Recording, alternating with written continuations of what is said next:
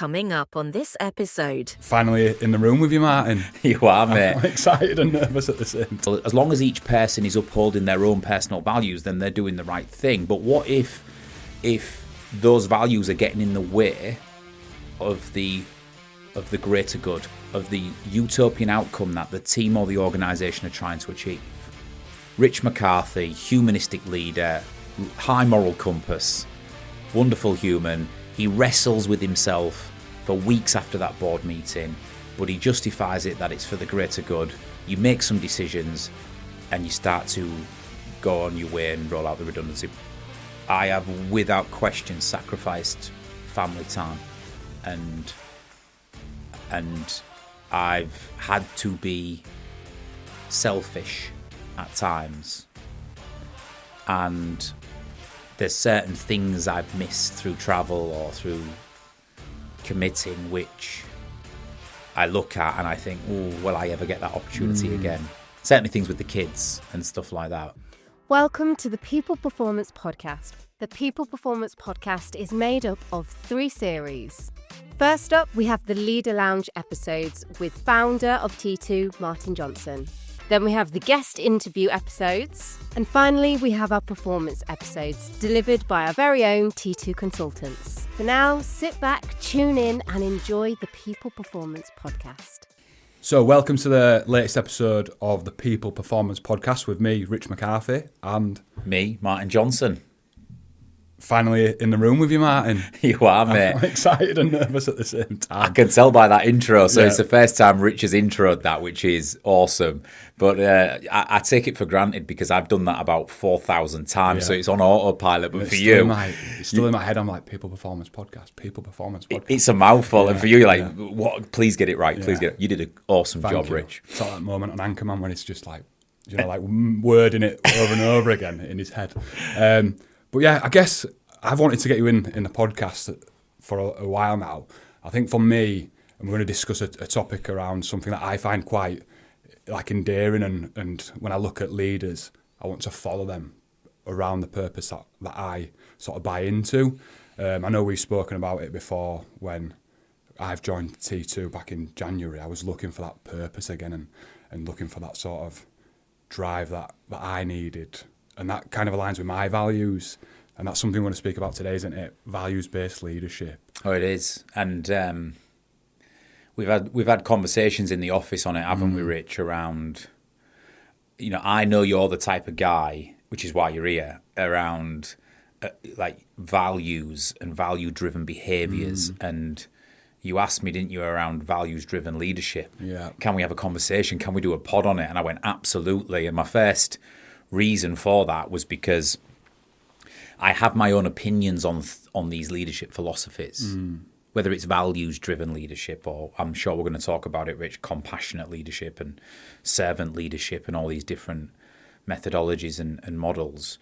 And I think my ultimate starting point on it is I think it's dangerous to just adopt and foster and buy into one. I think the notion of these things is a lovely one. The sentiment of them is what people want to hear. But in the real world, practically, every single day, in isolation, are they the right leadership philosophies to deploy? So that would be my first thought on it. So you've opened up Pandora's box here, Rich.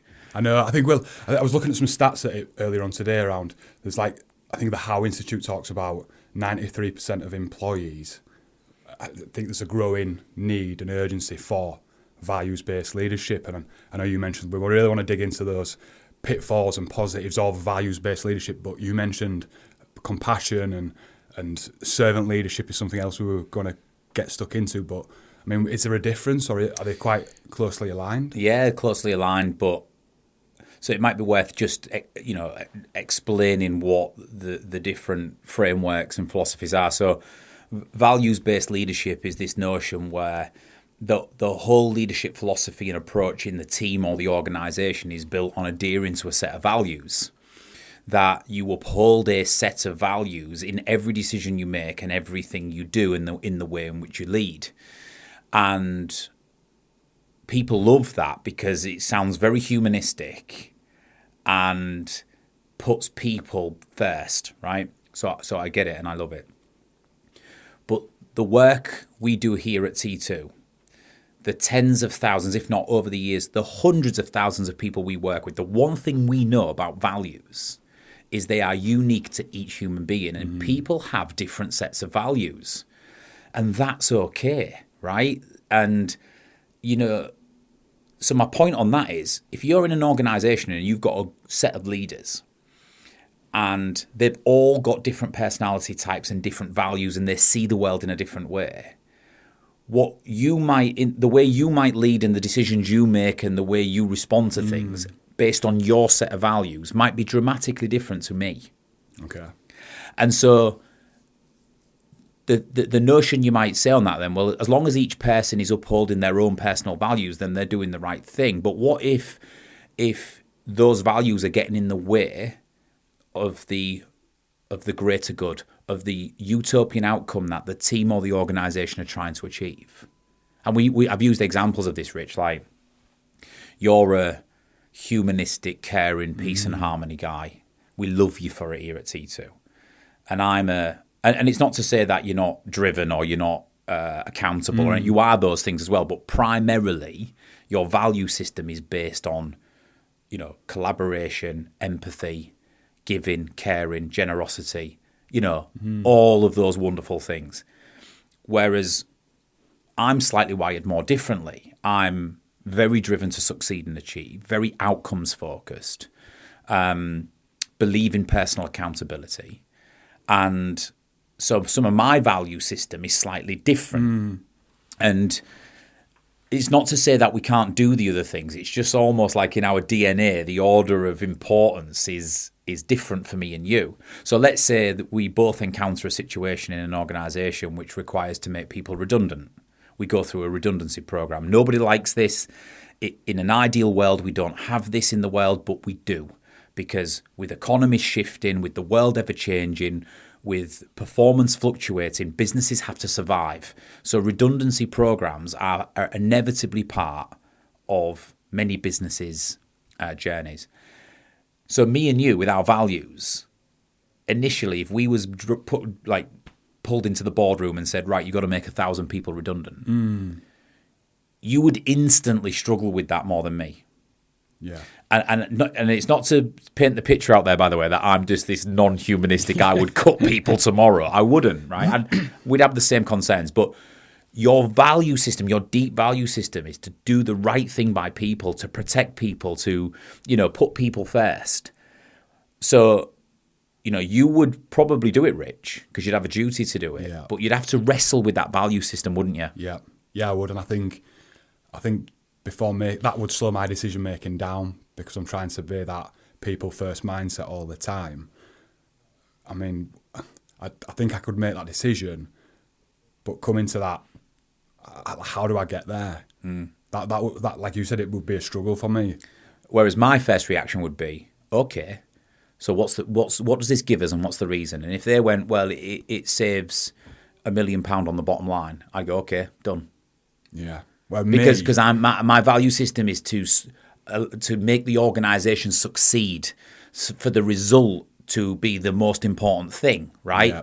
Not the most important thing, because I care deeply about people and stuff. But it would sit more aligned in my value system if the rationale was it's the right thing to do for the result in the organisation. Okay. Because overall, more people are going to benefit in the long run by looking after the outcome, right? So we'd both get there. But my point on this, Rich, is values-driven leadership is a wonderful notion.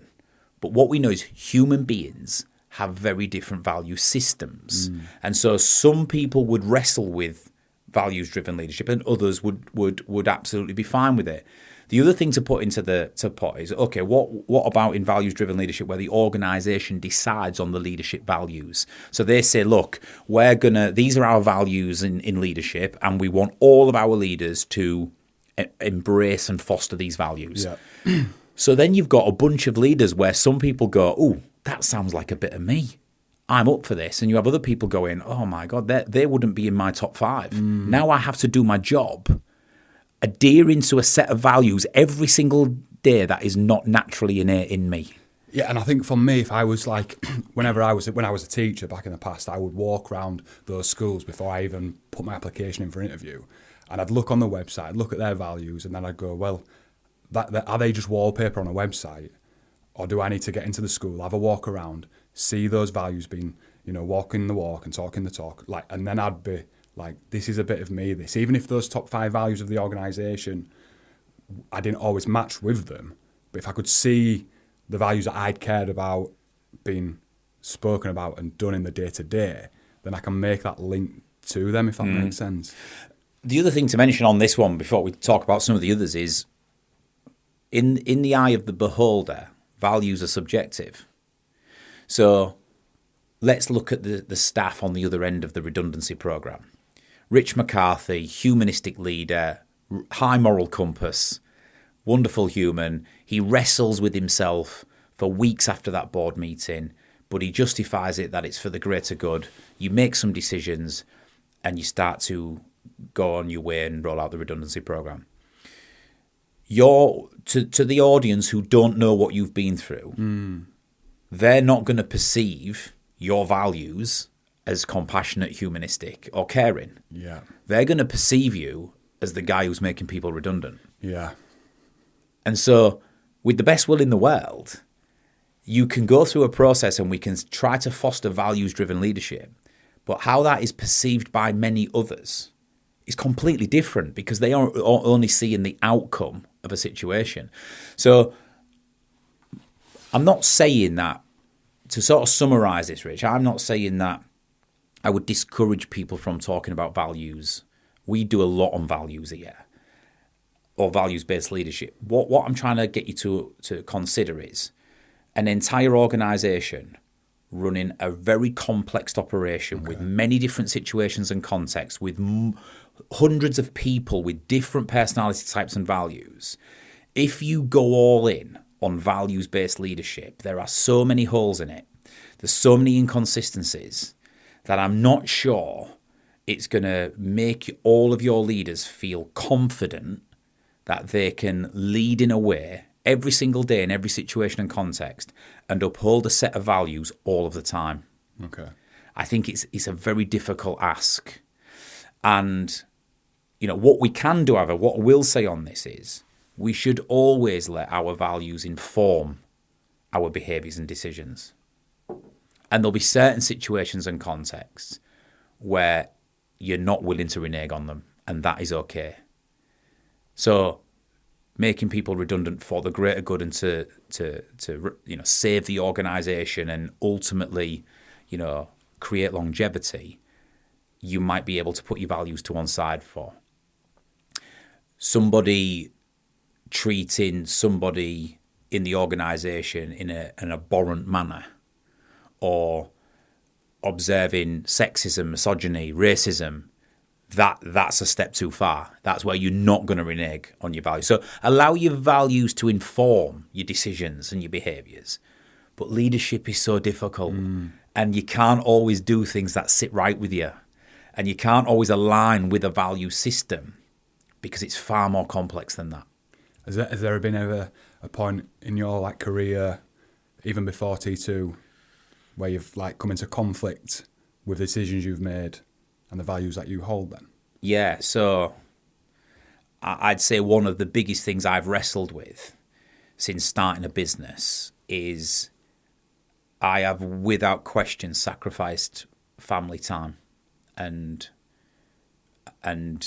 I've had to be selfish at times, and there's certain things I've missed through travel or through committing, which I look at and I think, oh, will I ever get that opportunity again? Certainly things with the kids and stuff like that. I mean, fortunately, I've got a very understanding, supportive wife and we make it work. But I've wrestled with, yes, I'm on this endeavour and this mission to grow a successful business and make a difference in the world and create a legacy in a place that will far outlast me and continue to deliver impact. But it has been at the personal sacrifice of, at times, my wife and kids. And I do wrestle with that a little bit. I mean, I'm thinking in the back of my head, and I'm sure everyone out there is, like, what are Martin Johnson's top 3 values then? Oh, that's a really good question. Freedom. I have independence and freedom is a huge value to me. I feel everybody should be independent and have a level of freedom and autonomy. Nobody should be oppressed, hemmed in, or dictated to. So I don't do good with that myself. So I think freedom is, and that very much reflects in my leadership. Hopefully you guys see it. I'm not a micromanager. I want people to come here and express themselves and be themselves. So I'd say independence and freedom is one. Accountability. I am massive on personal accountability. If everybody in the world took more accountability for our behaviours, our actions, the way we think, feel, act and behave, and what we do, would be a better world. And I think, we are seeing, I think, and this is a whole new podcast, a shift in a lack of accountability from political leaders, countries, the world, kids, teenagers. We're seeing less and less of that, and I think we're screwed if that continues. So I'd say that one's an important one, and I always teach my kids and say to my kids, be accountable. Be accountable for your actions. And if you mess up, you mess up. We all do, but be accountable for it. Don't try and twist and lie and justify, and be accountable for it. So I think that's one for me. And you know what? Discipline is one for me as well. It's the ability to remain steadfast and keep going in an endeavour despite delaying the reward is again something that we don't seem to have in abundance as a society. And it's the one thing, I'm not good at a lot of things, but it's the one thing that I think I've built all of my career on, whether it's in the military or starting a business or whatever it might be, is discipline. I can keep going despite setbacks, challenges, delays in gratification. I will keep on keeping on and find a way to make it successful and see it through. And so if you look at, you've asked me to pick my top 3 and not one of them are humanistic. That's interesting, isn't it? I think what I was asking, because I was really interested when you mentioned family time, like, because I wrestle with my values and making decisions at times. How do you lean into those values or maybe dial them down when you are feeling conflicted around things? Me and like my wife family talk time? about this all the time, and I don't mind saying it. And this is what happens when you sort of reach a good level of self-awareness. I know my top 3 values are freedom, discipline, accountability. Because my top 2 are sort of freedom and accountability, it's why from the minute I started this business, I was never going to let it fail. I was always going to make it a success. And I was quite selfishly willing to sacrifice some of the other things in my life in order to do so. What then happens is you have this secondary wave of, oh my God, but am I being a good husband? Am I being a good father? Am I, does this consume me? Will I look back when I'm 80? Even if you've got money in the bank and freedom of time and choice, will I look back and think, God, I've missed a lot, or would I do it any differently? I guess the answer to that is hopefully not, because if you achieve freedom and time and choice in a good time frame, you've still got lots of time at the end of it. And don't get me wrong, I do balance it and I do spend time with my family, but I think life is about trade-offs, Rich. And I think I'm very comfortable in making decisions and being accountable for those decisions and understanding the trade-offs that come with it. I think people wrestle with values where they make decisions and they can't accept the trade-offs, or they guilt-induce themselves with the trade-offs. Okay, so maybe like that example when we're talking about laying people off and making people redundant, if I stick to my core values and I'm not going to stray away from them, what does that look like for me? Well, you're just going to stew upon it for weeks and months. You're never going to get past it. You're going to worry about it. You're going to question yourself whether you made the right decision. You're going to think about those people who lost their jobs. You're going to feel personally responsible for it. So it's just going to eat you away. Yeah. Whereas if you can compartmentalize it and say, look, in an ideal world, this wouldn't be my chosen path. But what was the alternative? The alternative was that the business was going to struggle. We were potentially going to get in financial difficulty, and instead of 1,000 people, 10,000 people get made redundant. So you've got to compartmentalize it and rationalize the decision so it sits right in your value system. Yes, you came slightly off it to make that decision, but it was the right thing to do. And so I think, summarizing it all, values-based leadership is a wonderful notion. But what I know about humans is we're all weirdly and wonderfully different, and we all have different value systems. And by the way, those value systems are not right or wrong. They're just unique to that person. And so because of the complexity of businesses and the amount of people within them and the role of a leader in a business, I think it's hard to define a set of values and stay within them all the time. What we can do is be guided by them and know where we can put them to one side for the greater good, but then in other times where we are not willing to renege on them, because in this situation, that is too far beyond my value system and it will not sit right with me. And I think that's sometimes what great leaders do. They know when it's for the greater good and when they have to situationally act, and they know when they're not willing to move. Okay. And I think that's an interesting concept, but it's so situational and relevant to any given context that it's hard to deploy as a methodology. Does that make sense? Yeah, and linking into your other one, compassionate leadership. So the NHS in the UK launched this a few years ago. The leadership style in the NHS, we are going to promote compassionate leadership. And it's wonderful, right? Compassionate leadership. Compassion means I can't feel what you feel. That's empathy. Compassion says I will always act by understanding your position and how you feel. You can't always do that in the NHS when you are responsible for saving people's lives. Right.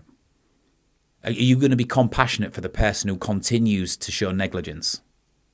No, you're not. You're not. Hopefully, you've got something about you. You're going to take charge, form more of an autocratic style, and direct that person, if not manage the situation, so that person is removed from potentially harming anybody's life. You can't show compassion all of the time in every given situation, right? So I struggle with this notion of it's always going to be compassionate. Well, we always should try and show compassion and understand a person's point of view. But what if someone's doing something purposeful and harmful? What if somebody is not changing their behaviours? What if things in the organisation are flashing bright red and creating a risk to our public, right? You can't always go, well, I'm going to continue to appreciate your side of the fence. No, you have to take action, right? So in leadership, I struggle with the notion of outright compassionate leadership. We always, in most cases, should try to show compassion, and there's loads of room for compassion in any organisation, but it's dangerous to say that's our approach. Yeah, because you're saying too much of a good thing could potentially lead to effects that you're unforeseen in the future. If I'm fully compassionate all the time, what's happening a week later, 2 weeks later, when I'm being compassionate for that one person? What are the pitfalls of that? Yeah. At times? If your default mode is I am always going to understand and appreciate other people's points of view, I'm going to show compassion for it. In most cases, starting with that position is a wonderful thing to do. But in other cases, like the cases I've mentioned, that's not going to do you any good, right? When we need to be brave and bold, and we recognise risk, and we recognise challenge, and quite frankly, we recognise purposeful toxic behaviours at times, there's no place for compassion in that. Is there? Or is there?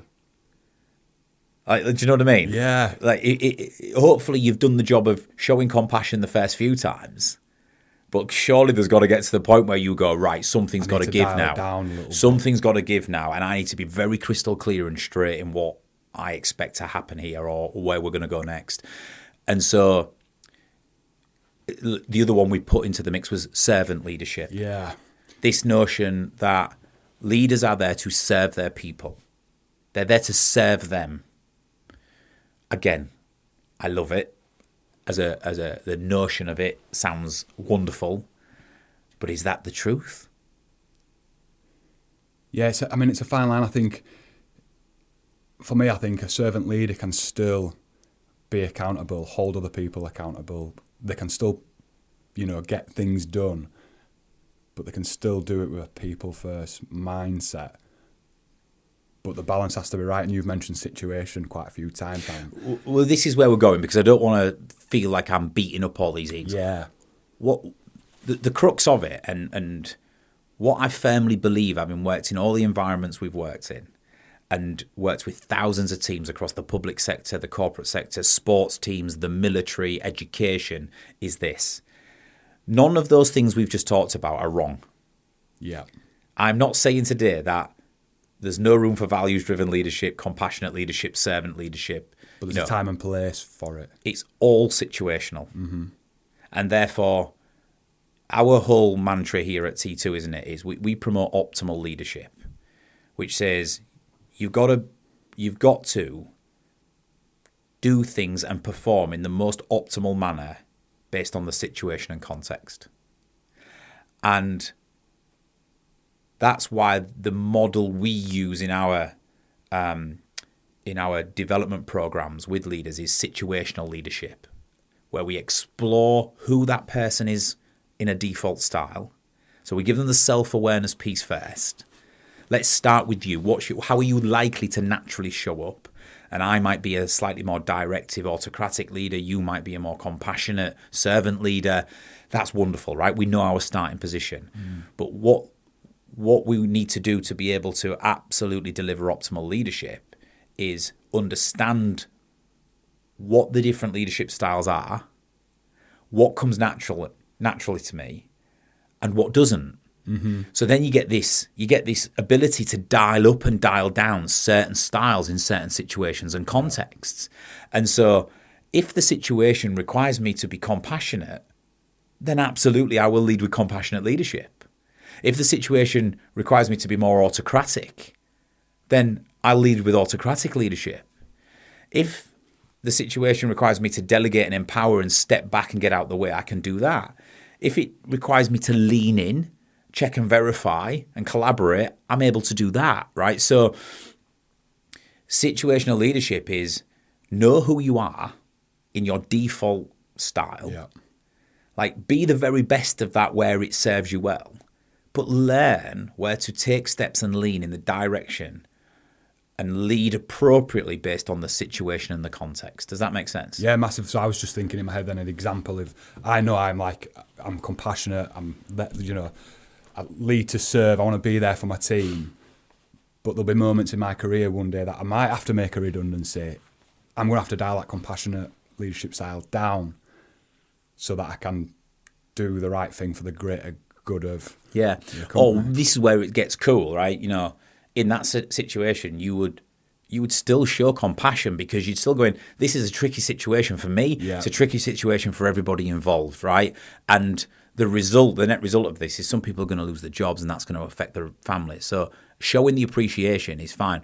But quickly then switching into, but I've got to take decisive action here and we've got to move this forward for the greater good. It's time-bound, it's sensitive, but it's something I've got to do. So you've got to almost, after that initial bit of compassion, you almost got to compartmentalize it, haven't you, and go straight into a completely different style to be able to get this thing done.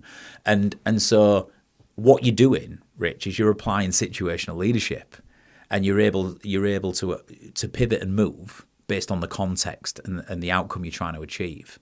But another example would be the person in an organisation who is showing gross misconduct or negligence or whatever it might be.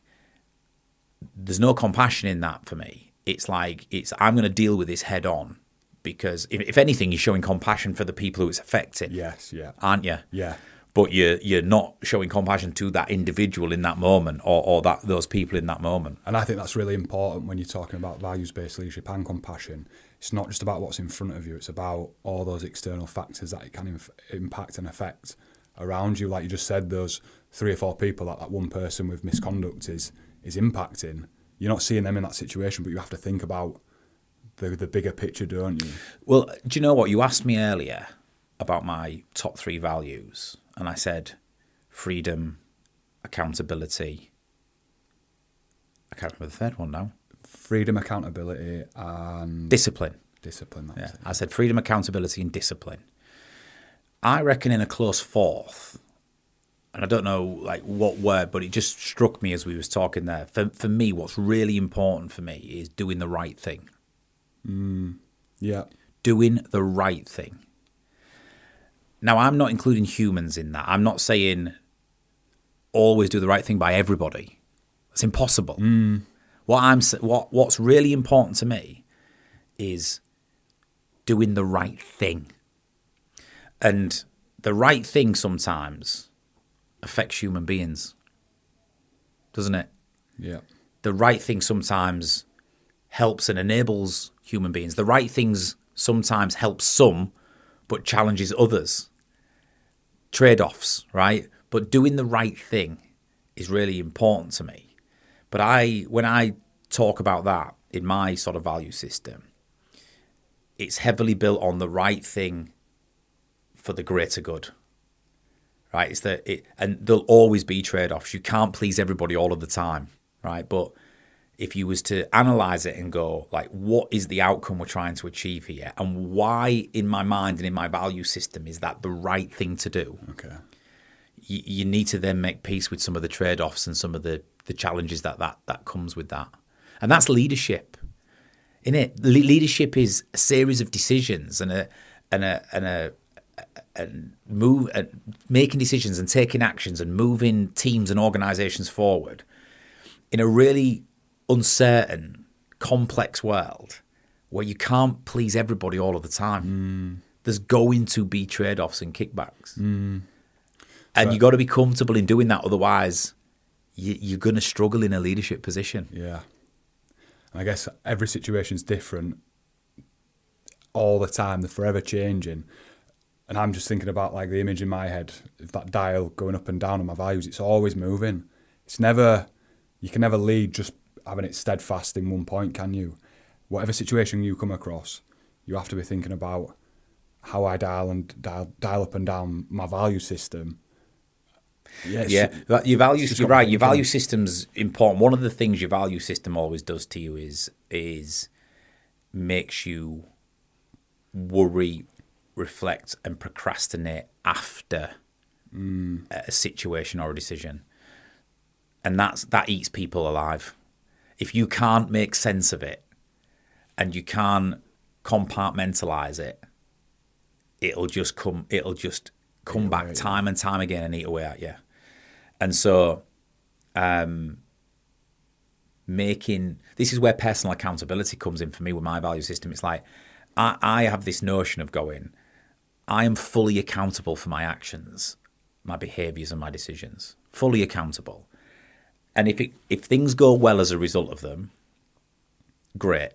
I'll bask in the glory and take the credit. If I mess up, which I do quite regularly, right, or if I get something wrong, the way I go about it is I made that decision with the best intent of doing the right thing. On reflection, with hindsight, if I had my time again, I'd do it differently. But I ain't going to dwell on it because at that time, it was the most optimal outcome that I thought I could have driven. I learned from it. And if I have a situation like this again, I will take that in mind. But I am not going to sit here and worry about it for weeks and months because I did it with the best intent that I thought was the right. It's like parenting, right, Rich? Honestly, parenting my teenage daughters. If there's one thing that I do procrastinate on the most in the world, it's am I getting it right? Is the way I'm responding as a father to my teenage girls, or are my rules or my expectations of the girls, or the way I deal with situations, do I get it right? I'd say more often than not, I think, no, I don't, right? That's the truth. But I always go, I'm the dad, I love them dearly, and in that moment or with that situation, I did what I thought was best by them. Yeah. And I'll reflect on it and learn on it, but I ain't going to regret it because it was the most optimal outcome that in that moment I thought I could apply. And I think for all parents out there, just going off leadership for a second, I think we all worry whether we're getting it right, wrong, or indifferent, or what's the impact of this on my child, or am I bringing them up to be independent and and psychologically sound and driven and ambitious and all this, and we all worry. Or am I suppressing their independence, or am I too rule driven, am I too relaxed? It's a minefield, but you made a decision, or you're taking action at the time with their best interests at heart. And you'll get it right sometimes and wrong others. So there's a lot of learning points from you, crossover between leading a team in a business and leading as a parent then? Yeah, and with the one difference of brain maturity and brain function. So the extra adage I always try to understand as a parent is my kids are 16 and 17, and as they've been going through the teenage years, knowing what we know about psychology, their brains are still evolving. They're still maturing. So they're high on emotion, high on chimp. Their frontal lobe is still developing. So it's not easy, but I have to remember that they're still on their maturity journey. And so when they're reacting in certain ways, or playing up, or being reckless, or whatever it might be, that's very normal for their stage in life. I think the difference with teams is you're dealing with adults generally with full brain function or full brain development and maturity, albeit, as we're smiling now. Yeah, well, you said generally, and you had a big smile on your face. Yeah, albeit that is questionable. But yeah, I think that's the only difference. But yeah, it is the same. It's situational. Like, I've got to think about context and situations and stuff. But going back to the point, I think value systems and value-based leadership is difficult because you will always wrestle. If you stick to them to the letter of the law, you will always wrestle with things you feel you got wrong, or you had to do that didn't sit in alignment with your values. So would you say your top tip there is that, let your values guide you? Yes. And, keeping that moral compass needle pointing in the right direction. And never do anything, Rich, which fundamentally breaks them. Yeah. Or is like you cannot justify as the greater good or whatever. Never do that, because that will not sit right with you. Yeah. So let them guide you. Let them sort of know where to put the handbrake on. But you also have to acknowledge that sometimes you've got to come outside of them a little bit based on the situation and the context, and make peace with it and compartmentalise it. So that compartmentalisation is key, and then a bit of reflection time after it to kind of cater for those values and then learn from it and move on. Yeah, and I think speak to people as well, because sometimes chewing it through with someone to say, look, this is it's been bugging me. And then that pair, okay, so why is it bugging you? Why did you make that decision? Yeah, but look at the alternatives and look what it's going to mean for the business, or look at the outcomes you're trying to achieve, or look at the potential impact that it could have had on the team if you didn't deal with this. That helps. Yeah. That helps you compartmentalize when you have that soundboard. Yes. Try and rationalize it with someone who's objective from the problem. Do you know what I mean? I'm thinking of an example when I was leading a team and I was trying to do the right thing based off my values, and it led to a detrimental consequence and outcome. And when I sat back after it, I'd thought about it, and I was like, I wish I'd made my decision based off of my values. I think I get what you mean. And it's like, sometimes you will do something, and then you'll do the reflective piece. Yeah. And then you'll go, do you know what? That was too far outside my comfort zone, and it was too far beyond my values. I should have stuck to my guns there. Well, that's what I was trying to say. I was wanting to make a decision as a leader of a team that was based off my values, and this was in a positive way. My values were going to make a correct decision. But because I was taking in, again, it's catch-22 with my values. I was taking everyone else's thoughts and ideas in. You was influenced. I was influenced, and I made the wrong decision. Yeah. And then when I sat back on it, I wish I'd gone with the decision that my values were leading me to make. But do you know what the beauty about that is, Rich? Doing that reflective piece and concluding that next time I need to be stronger because that was too far beyond my value system and I ended up doing the wrong thing. Yeah. Then I'm going to put that in my brain's computer as knowledge for the future. Yes. Because the next time I'm in that situation and I'm trying to be influenced by crowd contagion, Yeah. if it's this, like if it's specifically around this value, I'm just going to pause, right? And I'm not going to rush into it because I know that last time, on reflection, that was the wrong thing to do. So learning, not beating yourself up, and learning what feels right in the aftermath versus not is also an incredibly important thing, isn't it? Yeah, massively. I started off this podcast by saying quite provocatively that it's very difficult to apply values-based leadership. And for the reasons I've explained, the complexities of values and contexts and situations and teams and people, it's not always right. And it's one of the biggest things leaders talk to us about in coaching one-to-ones. They second-guess themselves all the time. They worry about things all the time. Then they start creating imposter syndrome. Can I do this? Am I going to get found out? And so it's all to do with if you're trying to please everybody all of the time and you're trying to always uphold your values every single time, you're going to fail. So you need to be more adaptable and agile than that. And you need to be always thinking, what is the right thing to do for the greater good, for the organization, for the team, for the outcome, for the mission? Like me and you served in the military. The mission was always the mission, right? And the mission was always clearly defined. Attack the enemy compound and retrieve the hostage.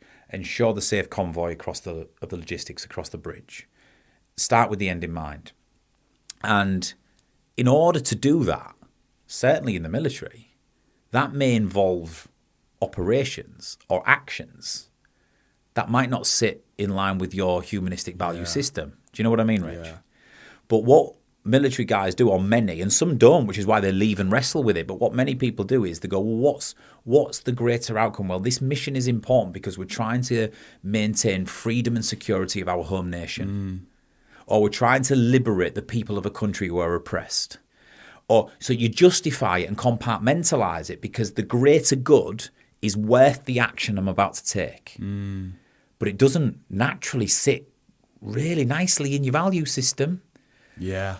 And so I know that's an extreme version, but that's an example of where the world's complex. And, when you're trying to achieve things and when you set out on endeavors, you've got to be a little bit more comfortable in doing the right thing and making sure that we're trying to think about the greater good and the outcome rather than pleasing every single individual and acting within every single situation with the same set of values. Okay.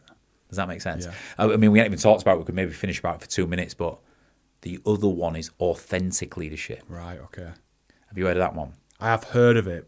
Authentically, you see it a lot on like paraphernalia on LinkedIn and memes and stuff, but authentic leadership. Now, authenticity is where you act all of the time in line with your beliefs, morals, and social values all of the time. You are authentically you. But what if you're a knobhead? Yeah. What if you are a not very nice person at this moment in time? And you always act within your beliefs and behaviours. But you're being authentic. But you're being authentic. It's not a wall to hide behind, though, is it? But that's the thing. Like, authentic leadership could be if you're an autocratic, micromanaging, oppressing, bullying leader, but you're authentic. You hear it all the time. Some of them go, I am who I am. I'm not going to change at this point in my career. Yeah. I've always done this. People know who I am. So you're just going to have to suck it up. That person is being authentic. Yeah.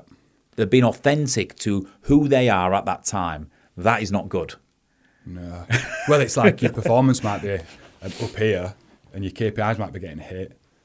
But what's behind you? What's the team behind you? Are they going to be the people like me who doesn't value that and leaves the company?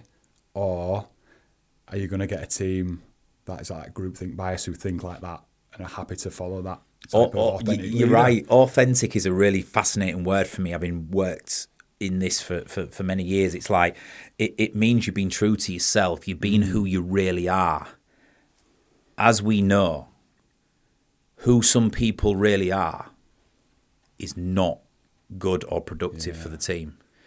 So they can be as authentic as they want, At least you know who you're dealing with. And some people say this, don't they? At least I know who I'm dealing with. I can, but it's still not. I'd rather that person be a better leader and a more rounded leader by looking at what their strengths are, what their weaknesses are, working on them, and learning to adjust to situations and develop, rather than just being authentically the same all of the time. So I guess in summary, Rich, because we could probably talk for hours about this, there's loads of leadership models and philosophies in there. Authentic leadership, compassionate leadership, servant leadership, values-based leadership. I've concluded over the years that no box fits all and no framework fits one person perfectly. And if you look at some of the best leaders out there, they are guided by their value system all of the time. They always want to do the right thing.